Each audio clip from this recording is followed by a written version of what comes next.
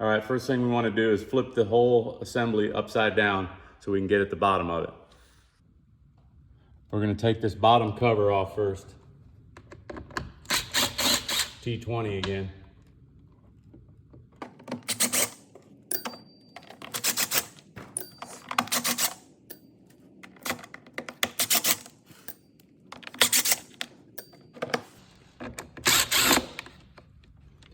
This screw you can leave in there. All right, next thing we're gonna do is take this cable off. You just kind of pull these little teeth apart right here and pull up on it. It'll come right out. And then you pull this one to the side and the little ball will come out. Now you get the cable disconnected. Okay, now we're gonna take off the airflow mode assembly. 4 screws.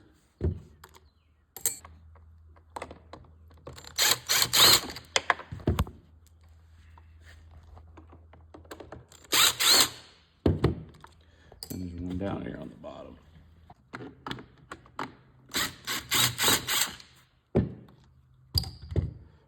Okay, once you get the 4 screws out, it just comes right off. And then I usually wait for the connectors. I don't take the connectors off initially. I take them off once I get the unit out. Now this one's tough because there's a basket in the way, so you got to get the connector from the other side.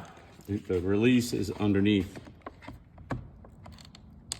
It's not easy to get to. Okay, now I'm going to get the left hand, which is the driver's side blend door motor. This is on a dual climate control HVAC, meaning that the passenger and the drivers can control basically their temperature independently. This is the motor that fails the most on this box.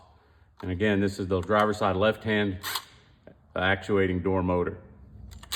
Just 2 screws hold it in.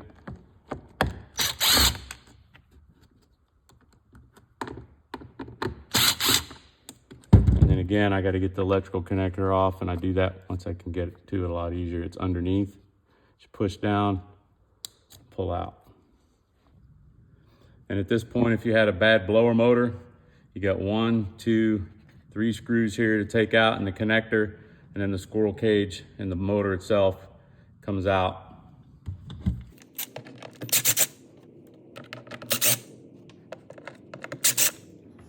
Again, you got to push in, pull out, and then here comes the assembly. There's your squirrel cage blower motor. One thing I did here is I put a couple of, these are called finger cots for when you're working in a clean room. You can get them anywhere, Amazon, eBay, but anyway, you'd probably get a bag of them for 10 bucks, but they're like a small condom, keeps the heater core from dripping water all over everything when you take it apart. Next, we flipped it back over so it's right side up again, and we're gonna do the top blend door motor. And this is for the right hand on a dual climate control.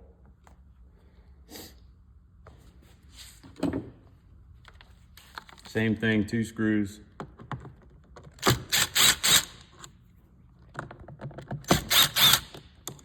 And then the connector underneath.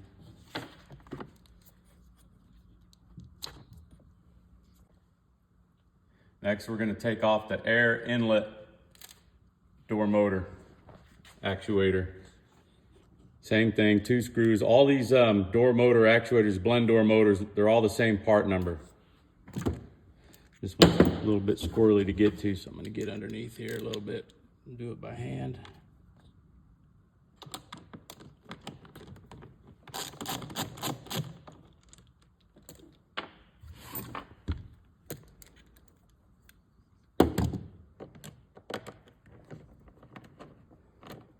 Same thing, 2 screws. And again, they're all the same part number.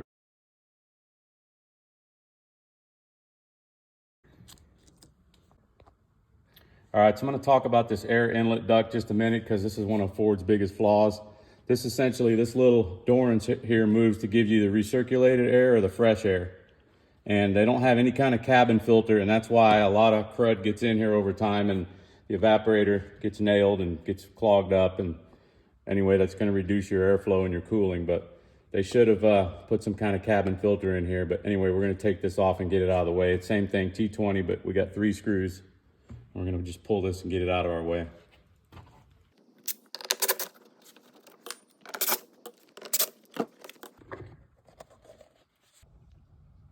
Okay, now I'm gonna take out the heater core and the evaporator and get those out of the way. So we got 2 screws here, one here on top, one on the bottom to get this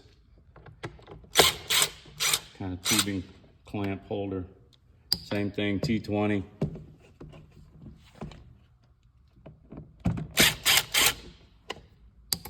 And this has got a kind of a hinge right here where it swings out of the way.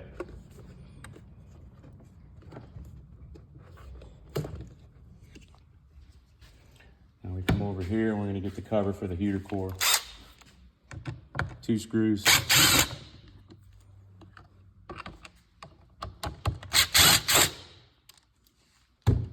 And the cover will come off. All right, so now I'm gonna take out the evaporator and I'm gonna get the evaporator temperature sensor connector off first, get it out of the way. Just push down, pull out. I took a Sharpie and labeled some of these connectors, but you don't have to. But I definitely, hopefully on the way out when you remove this, you were labeling connectors. 5 screws, T20 again.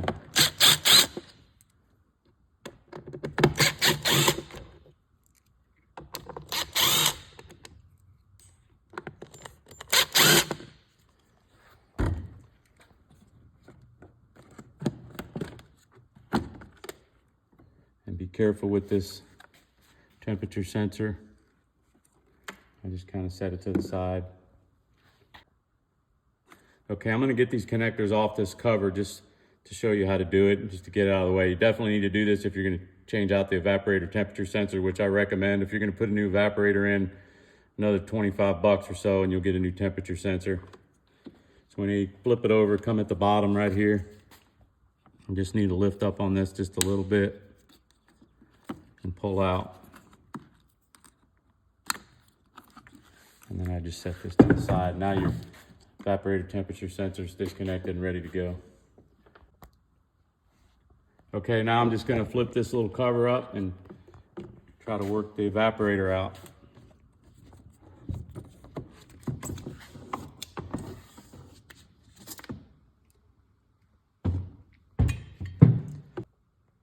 Okay, I want to say one thing about this evaporator temperature sensor. Make sure when you change it out, you gotta kind of push it in there between the coils.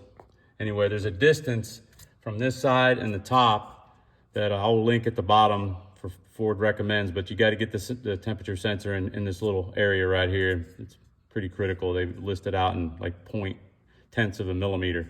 Anyway, if you get it right in this area, you'll be fine. Okay, here's the placement from the Ford manual for the evaporator temperature sensor.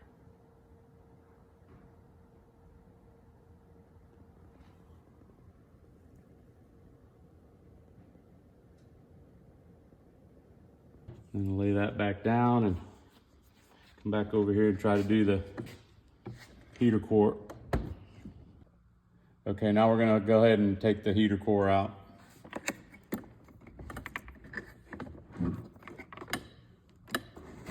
It's got insulation on it, so it's pretty tight.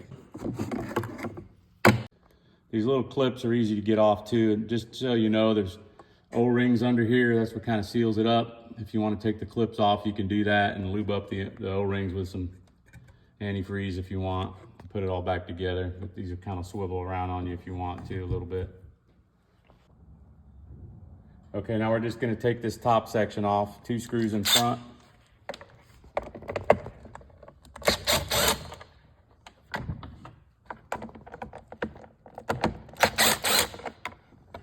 And then there's kind of like a little tooth in behind it, so you got to kind of swing it up. All right, now I'm going to take the wiring harness off. These little clips just kind of pull off. You can kind of see the routing of how this whole thing lays in here.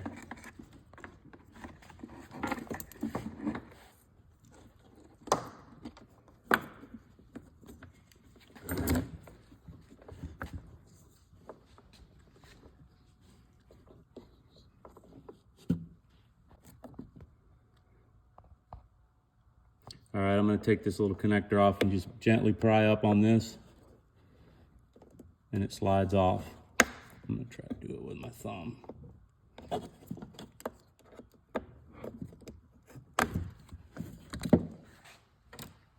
And underneath, I've got one over here, and around the back side, I'm right here. Yeah, you ready? All right, tell me when. All right, now I want to show you how to get this module out. This is a little tricky. There's a clip here and a clip here, and you have to squeeze it and then slide it to the side, and then it comes out. Same thing, so put it back in, push down, then you're gonna move it to the right. All right, now we're gonna take the rest of this box apart, what's left, and we're just going after all the screws. Here.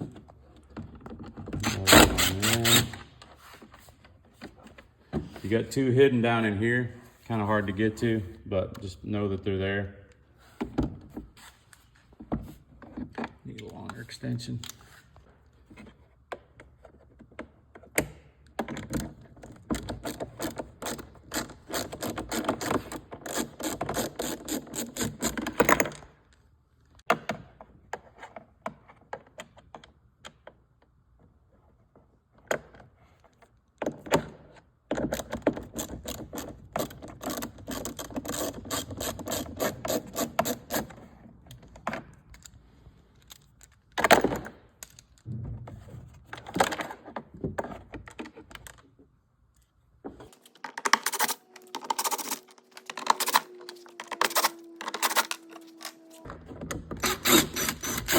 Just basically walking around the perimeter of this, getting all the screws. There's one down in here.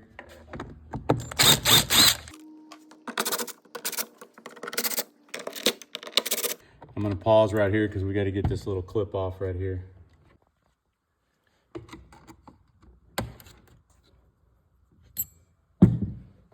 Keep going.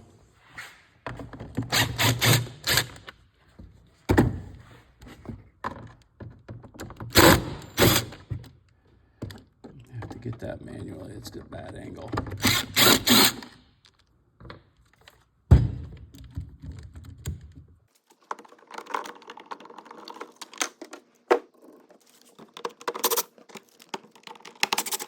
And the last screw I believe that's left is this one way down in here.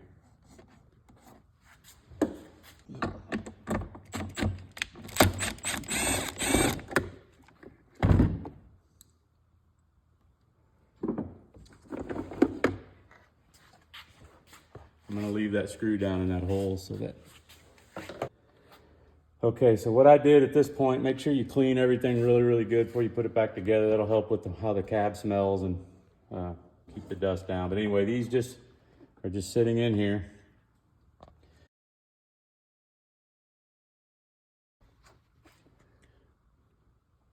Once you get the two blend doors out and this little duct right here, then this just comes right off. Then you get two more blend doors and another little diverter duct for the heater core that sits right here. And what I did is, if you pull this one out to the right, you see that it has a smooth hole here, and it has that little gear pattern that matches the blend door motor on the other side. So it's got to go in this way, and it has to be this exact piece. So it just kind of lays in there. But what I did was I took some high vacuum grease. Motorcraft has a part number for HVAC, and also you can use any kind of silicone-based grease that's decent. Dow Corning, like I said, is what I used here. Again, I'll leave a link at the bottom for the so you can get some. But anyway, you want to try to put the grease inside because when air is flowing across it, that grease is going to, all the dust will stick right to that grease, and you don't want that to happen. So you just kind of want to make sure the grease is down in there. And that'll help the doors swivel since they're lubricated. And there's a TSB from Ford that talks about having to pull this apart and grease the doors, and that's where they came up with the grease. Anyway, so these kind of come out, and again, they just lay in there. Now on this one, since it reacts with the one above it in the ductwork, this one does not have the gear type pattern in the bottom, but it does have a little slot. And that's also for a blend door controller, which is the little arm that's attached to that cable that we took off like in the very first steps.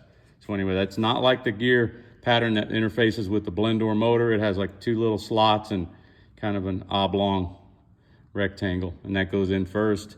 It has to be this door. Then on the top, that's similar to the blend door gear motor, but it interfaces with the bottom of the next one above it. And if you look at these pieces, they just kind of slide in here. All right, so there's like a little grooves in here. This kind of fits in here just right. I mean, you'll know it when it kind of slides in there. It goes all the way to the bottom. And then it catches this contour right here. It's elevated above it a little. Same thing, this piece goes in.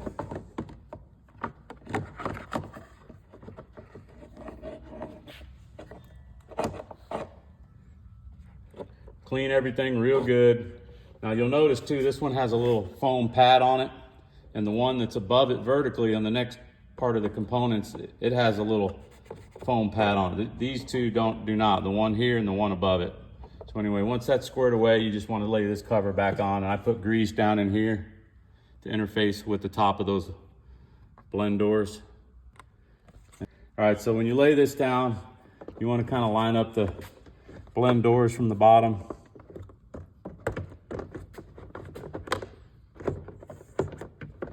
Or else it won't fit.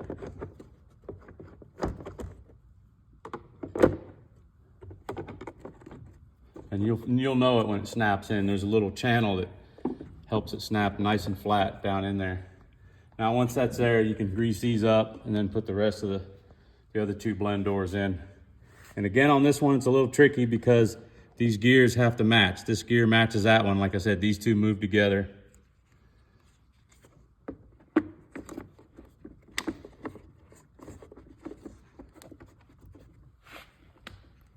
And if you look underneath, when they're lined up, you'll see both doors moving exactly together in the same position.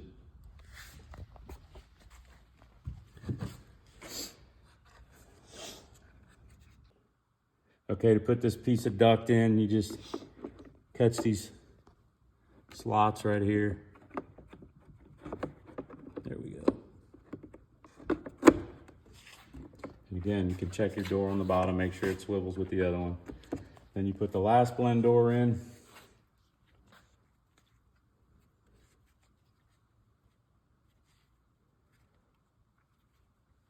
And these, like I said, move independently. So what's happening here is with the top blend motor controller and the bottom blend motor, that's what controls these independently. If this was a single climate controller, wasn't dual, then these 2 would move just like the other 2 move. But since these are independent, you got to have a separate motor on top for this one and a separate motor on the bottom for the other one, for the left hand and right hand. And those should not move together or you did something wrong.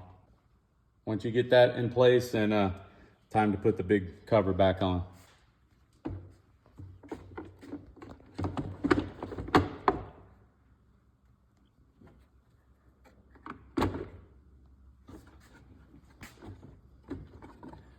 It's a little tricky to get it perfect, but you have to, and when it goes, it'll lay in there real flat and you'll know it.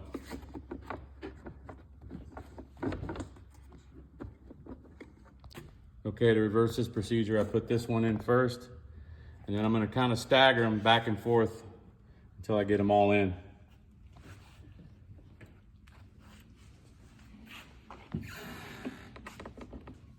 And I'm not using a driver on these. I'm just going to do them with a hand tool. You don't want to torque them down too tight on the way back in.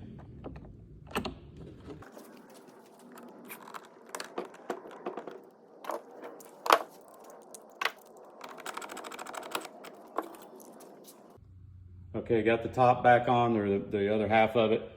It's a total of 21 screws, so 18 on the perimeter. And then there's 2 here. 20, and then the last one right down in there, 21. So if you don't have 21 screws, don't start trying to pull it apart until you do. All right, on this, I'm gonna just show you kind of the layout of the wiring. how it all goes along. Goes on the right of that post. And like I said, these just push down and it goes down and branches off and goes underneath. So it's gonna get that blend motor that's on the bottom, and then comes across. We'll tuck this in right here, snaps in here, snaps in here, and then this is kind of how we had it. One more snaps in on the bottom right back for the blower motor. So the evaporator temperature sensor wire needs to ride inside this little groove right here. The wire coming out with the pigtail on it, so that when you put the cover on, you're not pinching that. Before I put the cover back on this evaporator, I want to show that I put some insulative tape on it here, and then also down toward the junction where the firewall is. It's a good thing to have to reduce the sweating on the evaporator, so it keeps everything kind of contained in the box. But Murray makes the part, and I'll put a link at the bottom where you can buy that. It's really good stuff. It's an asphalt and cork like tar mixture. It's similar to what Ford uses. All right, so when you slide this assembly on, you just kind of guide everything on, line everything up. And here's the critical point. This little flapper right here, door, has to sit inside this little white nylon slot in the groove. There's a groove so that this can slide. And once you do that, you're gonna want to get your screws in there.